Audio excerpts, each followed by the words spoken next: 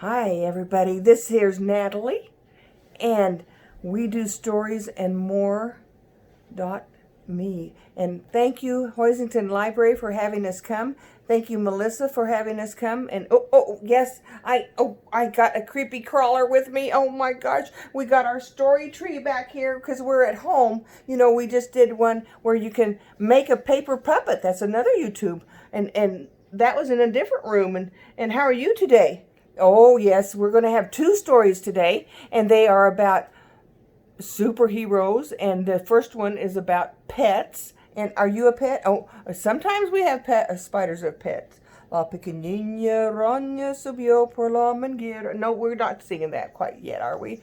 Oh, but, you know, it's about our imagination, isn't it? We need our imaginations for so many things, and what is an imagination? I think I have somebody down here that wants to talk about our imagination because he's always looking for flies. Can he come down here? Come here. Come here, Fred. Are you going to come here? I think he's getting ready to hop over here.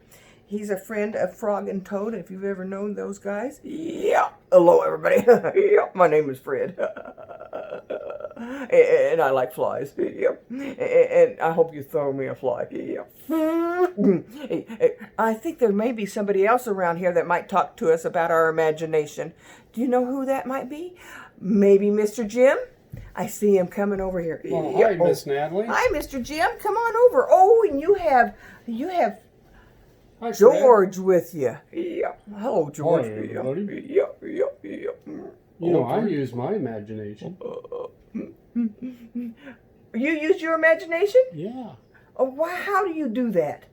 Well, it's just pictures in my head. Oh, pictures in your head. Yeah. Well, hey, that's a great thing to do when you're telling stories. That's right, because these stories are the pictures you made up on your own, in your own head, because you're listening to the story. Can George throw Fred a fly? Could you throw me? Could you give me a fly? Yeah. I got it. Yeah. You're funny, Fred. Yeah, I used my imagination. Well, we're telling a story today about pets. Do you guys have pets out there? And are you a pet, George? Yep. Scratch your ears. We never hit or shake or hurt our pets, do we? Yep. No. What else do we do for our pets? We find water. I'll see you later. Pet frogs like water, that's right. And what is a good way to take care of you, George? Feed me. Feed me. That's the truth. And be nice. And there's another pet here. Oh. Hi, Zippy. Hi. Yeah, you know, we like to scratch the ears, behind their ears. Yeah, but you know, you don't want to get claws on them. No, I don't want to claw too much, but sometimes I get scared and I do that. Well, and we have a story today about a boy named Juan Pan. And Juan is Spanish for John, and Pan is Spanish for bread. And Juan Pan had a dog, like you. Roof, roof. And he was a little dog, and they called him Perito. And so, can you make a little sound, George, like woof, woof, woof? Woof, woof, woof. Yeah, you can play like, we change our voices for lots of things, right? And Juan Pan had a little dog, not a big one like you. He was little, so he went woof, woof, woof, woof. Woof, woof, woof. And boys and girls, when I say Perito, because that means dog in Spanish, and I have a little bit of Spanish in this story because this is a Spanish folktale. When I say Perito, you say woof, woof, woof, woof. And when I say gatito, because that's little, ito on the end of a word is little. Meow. Meow. That's right. You say meow when I say gatito. Juan Pan had a perito. Woof, woof, woof, He had a gatito. Meow. Good. I hope you're doing that. Thank you. He also had a donkey, a little donkey. So a burro is a big donkey, so he's a little donkey and he's burrito. Is that right? No. Okay, so this is what happened with Juan Pan. You see, one day he went to bed. He lived with his grandma, and grandma tucked him into bed, and she said, "Buenas noches." That's right. And Gatito is going to lay down here so I can feel freer, and I'll pet his head down here. He'll be on my lap while we're telling this story. And Grandma tucked him into bed and said, Buenas noches, which means good night. Thank you. She tucked him in. She tiptoed to the door. She closed the door.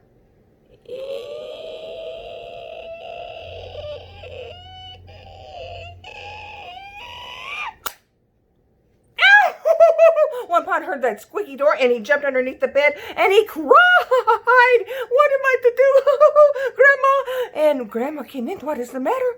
We heard a ghost. Ooh. Oh, no. You heard the squeaky door. So the next night she got gatito. Woof, woof, woof, woof. Oh, this is gatito. I'm sorry. She got gatito. Meow. That's right. And she tucked him in bed with gatito. And she tiptoed to the door, and she closed the door, and she went, the door. Juan Pan jumped underneath the bed, and Gatito, my Gatito jumped underneath the bed, and they cried, right? And Grandma came in. What is the matter? We heard a ghost. No, you heard the squeaky door. So the next night she got Gatito and she got Perito and she tucked them into bed and she tiptoed to the door. She closed the door. Buenas noches.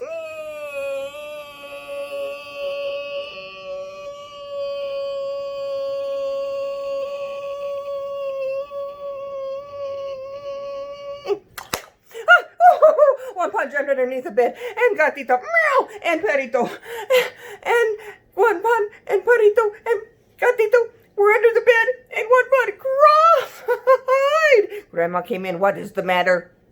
We heard a ghost. No. You heard the squeaky door. So she got Gatito the next night. She got Perito. She got Burrito, and she tucked him into bed. Would you like to sleep with a donkey? Yeah, sticky donkey. And she tucked them in and said, Buenas noches. And she tiptoed to the door, and she closed the door.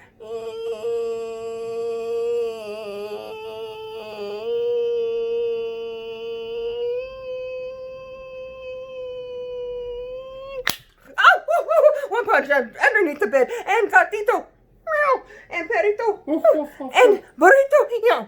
Oh, wait a minute. Does a donkey fit underneath a bed? No. He kicked the bed. He ran out the door. He kicked the door. Perito followed. Gatito followed. Gatito and Perito and Burrito ran out of the door. The bed was broken, and Juan Pan cried. Grandma came in. What happened? Drive me loco, cabeza. We heard a ghost. No. You heard the squeaky door. She picked up Juan Pan and she rocked Juan Pan until he fell asleep. And the next day she said, Juan Pan, we need to get a new bed. And she called the carpenter out. And we also need to make a new door. So that night, after the carpenter made a new bed and a new door, and Grandma came and tucked Juan Pan in, she said, Buenas noches. And Juan Pan waited for her to close the door.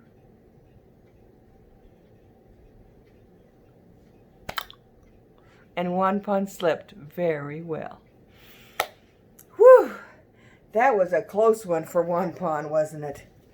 And George, did you say something about having a superhero? Oh, yeah. I love superheroes. Well, I think Stevie wants to tell us about the superhero, too. And we have a superhero coming up story, and that's our last story. Maybe you'll make a paper puppet out of one of our stories or something. Oh, what are you doing? Are you going to come out? I don't know. He's kind of shy. Are you going to do? No, I don't want to. Hey, everybody. Oh, Stevie. Hey, everybody. There's Stevie. Hey, Stevie. Come on up here. Oh, I can't see. You can't see. I can't see you either. Stevie, you need to get your hair out of your eyes. I'm glad you're not so shy now since Stevie's here. Hey, I'm glad to see you, Stevie. Hey, what have you been up to? Just rocking and rolling. Oh, yeah. Over, under, around, and through. The world is better because I'm with you. I think I know something about superheroes. Superheroes. Captain America. Captain America. To the rescue. What about Smokey the Bear? Well, he's a real hero. He was a real hero. We're talking about superheroes that are not for real. They're kind of fantasy, make-believe. Well, do you have a picture of one down there, Stevie? Well, yeah. This is the he's kind of old. He's way back then. Okay. Here we go. Oh, the first superhero. Oh, my gosh. This is Captain America. He fights for liberty. Oh, my gosh. That came from World War II. He really was a poster boy. And he doesn't look like the superhero Captain America that we see today, does he? Nope. But we have had superheroes for a long time. They made up imagination, made a lot of stories up. Hey, Mr. Jim, can you straighten my hair out, please? Okay. I'm going to straighten you. Are you going to tell the story? I think I'll tell the story. And bye, everybody. Oh, bye, Cinnamon. We never know. These guys can talk a lot about other things. But today, Stevie, we're talking about 5 Chinese brothers. 1, 2, 3, 4, 5 Chinese brothers. Not twins, not triplets, not quintuplets, but they were 5 Chinese brothers. I only got 4 fingers. Oh, you only got 4 fingers. And you might have it in their library, the book. It's been around a long time, this kind of story. Many stories were written like this a long time ago. And now we've made movies out of them. But see, these 5 Chinese brothers look just the same. They look just the same. Same height, same color, hair, everything. But quintuplets they were. Really? Yeah. Wow. Look just the same.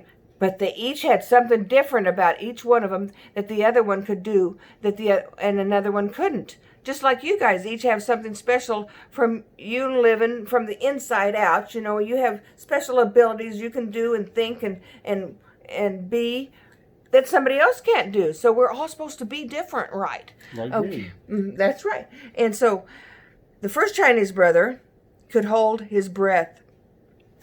And when he did, he swallowed the sea. He could hold the sea in his mouth. The second Chinese brother had neck that was like iron. The third Chinese brother had skin that could not be burned. The fourth Chinese brother could stretch his legs as long as he wanted. This is going to be hard for you to remember maybe, but you're going to go through it again and maybe we'll get it.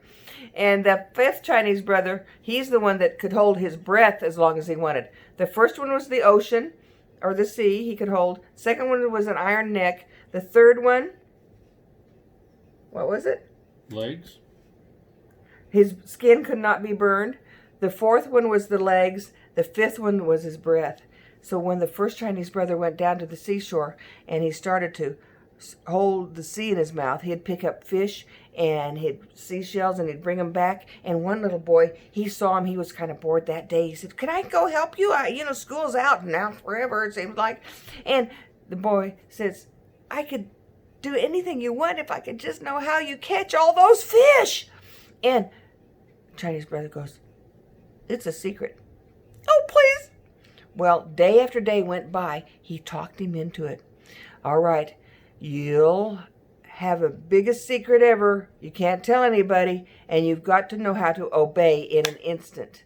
"I can do that. I learned how to obey when I was 2 years old." Right? So it was. They got down to the seashore. Chinese brother leans over. He starts to hold the sea in his mouth. He said, "Now remember, you've got to obey in an instant because this builds up pressure in me. I got all this water in my mouth and I can't say anything, so I got to just motion to you to come. I'll do it," says the boy. "You've got to do it in an instant because I can't help it. If the ocean or the sea builds up pressure and it's gone." "Okay."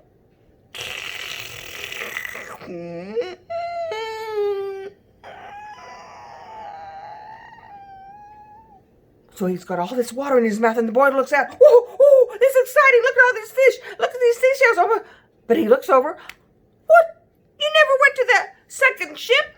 They're could be some treasures in the sunken ship. So he runs over there to the sunken ship, and he looks, and sure enough, there's a box, and he lifts the lid, and he looks inside, and there's jewels and rings and bracelets, and he starts putting them on his wrists and around his head and around his waist and in his shoes and in his belly button and anywhere he can. And he's full of jewelry, and he looks around, and the Chinese brother's like turning purple.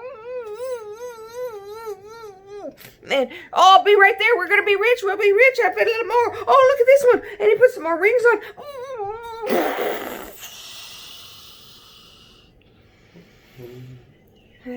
Well, the brother couldn't hold that pressure on his mouth all that time, and so the seed just went back. And when he went back to town, the people said, "Wasn't there a boy with you? You're gonna go to jail until he shows up." So they put the Chinese brother in jail. And the next morning, the boy didn't show up. They said, "We're going to have your head."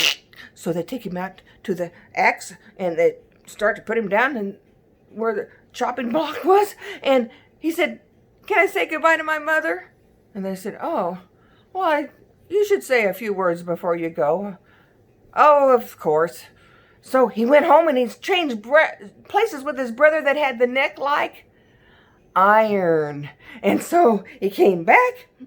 They put his head down, they raised the axe, and it bounced off. Boing. Boing. What? So they did it again. They raised the axe, and it bounced off again. Oh my gosh, what is this? His head won't come off. They put him back in jail. "Okay, we're going to have you the next day. We're going to burn you at the stake. That's what we'll do. That boy's not back here yet." So they take him out, they tie him up around the stake, and they said, "Oh yeah, would you like to say anything before you go?" "Yeah, I'd like to say goodbye to my mother, please." Okay, so he runs home, he switches places with his brother, and the brother that has the skin like could not be burned, right? Comes back, looks just like him, ties him up at the stake. They light the fire, and the fire's burning all around. Do do do do do do do do do do do do do. Oh, he's burned down to the ashes, and he's still standing there. Oh, back to jail. They put him in jail and said, "Okay, the next morning, we are going to take you out to the ocean, to that sea, and you're going to drop into the water, and you can't stay there all day without drowning, I'm sure." So they take him out to the boat. "Oh, would you like to say anything before you go?" And what's he say? "Right. I'd like to say goodbye to my mother." So he runs home, switches places with the brother that has legs that could stretch like rubber, and brings him back. And sure enough, into the water. And hour after hour, he's floating on the water. Do, do, do, do, do, do, do. And his legs had stretched down to the bottom of the ocean. Oh my gosh, what is this? The end of the day, they pick him up. Doing, his legs are back. They put him on the boat, put him into the jail. We can't have his head. He won't burn. He won't drown. Nobody can live without air. Tomorrow, it's the airtight oven. And so they take him out to the airtight oven. "Okay, this is it. Would you like to say anything before you go?" "Yes, I'd like to say goodbye to my mother." And so he runs home, switches places with the brother that can hold his breath almost as long as he wants, puts him back, comes back, puts him into this airtight oven, close the door, and lock it. And they wait, and they wait, and they wait, and they wait, and they wait, and they decide that they're going to have a little picnic out there. Then they decide they're going to sleep out there. So all night long, he's in the airtight oven. There's no air at all. The next morning, they get up. "Do you think he's alive?" They go over and they open the door. "Oh, good morning, everyone." And he greets everyone. "Oh, what is this? We can't have his head. He won't drown. He can't. Oh, he must have done nothing wrong. Go home. Go home and live with your mother." And so it was that he went home, and the 5 Chinese brothers knew how to cooperate. You know, and that's a very valuable thing in your family and in every place else that we live, isn't it? That each one had their own talents, and they all lived happily ever after, cooperating with one another. Okay, thank you for your great ears, your great listening, and Stevie and everybody there. Bye, guys. Goodbye, everybody. Remember, cooperate. Cooperate. Hey, Cinnamon. Using that imagination with all those stories. Over, under, around, and through. The world is better because I've been with you. Goodbye, everybody. Hope to see you Bye. another time.